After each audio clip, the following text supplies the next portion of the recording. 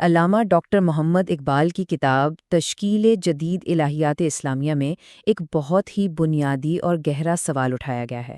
سوال یہ ہے کہ کیا عقل یعنی ہماری سوچ اور وجدان یعنی ہمارا روحانی تجربہ یہ دو بالکل الگ الگ دنیائیں ہیں، یا ان کے بیچ کوئی ایسا تعلق ہے جسے ہم اکثر نظر انداز کر دیتے ہیں؟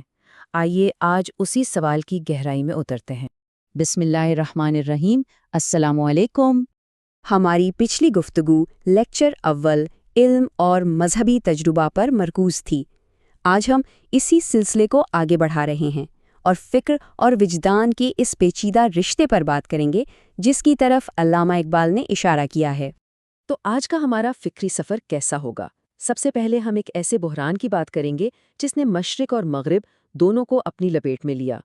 پھر دیکھیں گے کہ امام غزالی اور کانٹ جیسے عظیم مفکرین نے اس کا سامنا کیسے کیا، اور اس کوشش میں نادانستہ طور پر فکر اور وجدان کے درمیان ایک عظیم انفصال یعنی ایک بڑی خلیج کیسے پیدا ہو گئی۔ اور آخر میں ہم علامہ اقبال کے اس انقلابی نظریے کو سمجھنے کی کوشش کریں گے جو اس خلیج کو پاٹ کر سوچ کو لامحدود سے ملا دیتا ہے۔ ذرا تصور کیجئے تاریخ کے دو مختلف ادوار، دو مختلف تہذیبیں، ایک طرف مسلم دنیا، دوسری طرف 18ویں صدی کا جرمنی، مگر دونوں کے سامنے چیلنج ایک ہی تھا، ایک ایسی خشک اور بے روح اقلیت پسندی جو مذہب کے بنیادوں کو کھوکھلا کر رہی تھی۔ اور ستم ظریفی دیکھیں، جرمنی میں یہ اقلیت پسندی مذہب کی مددگار بن کر سامنے آئی تھی۔ اس کا وعدہ تھا کہ وہ ایمان کو منطق کی مضبوط بنیادیں فراہم کرے گی، لیکن جب خالص عقل سے مذہبی عقائد کو ثابت کرنے کی کوشش کی گئی اور وہ ناکام رہی تو اس نے عقائد کو ہی فضول قرار دے دیا۔ نتیجہ ایک ایسی اخلاقیات وجود میں آئی جس کا مقصد صرف فائدہ حاصل کرنا تھا، اور یوں بے یقینی اور الحاد کا ایک نیا دور شروع ہو گیا۔ اس گہرے فکری بحران کے جواب میں تاریخ نے دو عظیم ذہنوں کو جنم دیا۔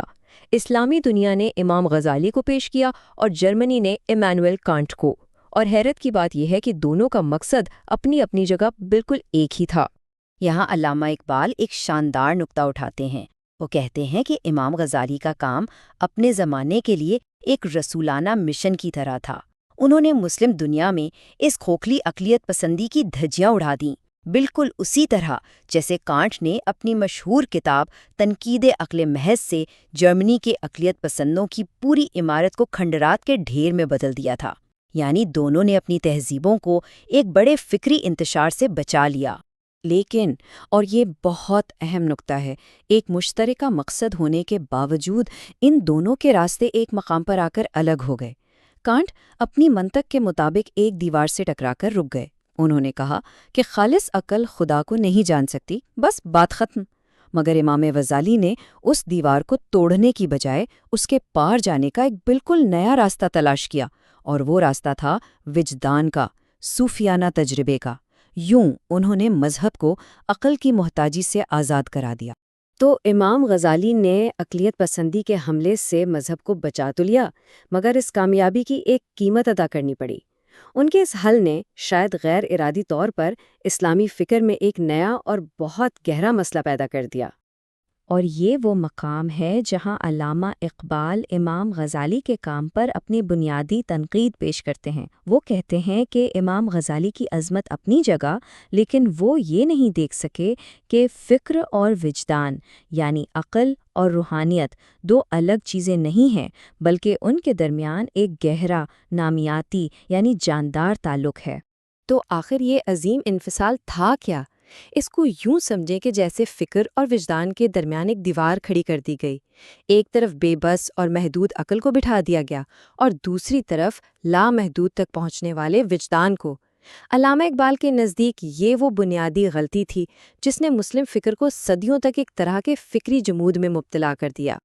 اچھا، تو اب ہم مسئلے کی جڑ تک پہنچ گئے ہیں۔ آئیے اب اس حصے کی طرف چلتے ہیں جہاں علامہ اقبال اس صدیوں پرانی تقسیم کا ایک حیرت انگیز حل پیش کرتے ہیں۔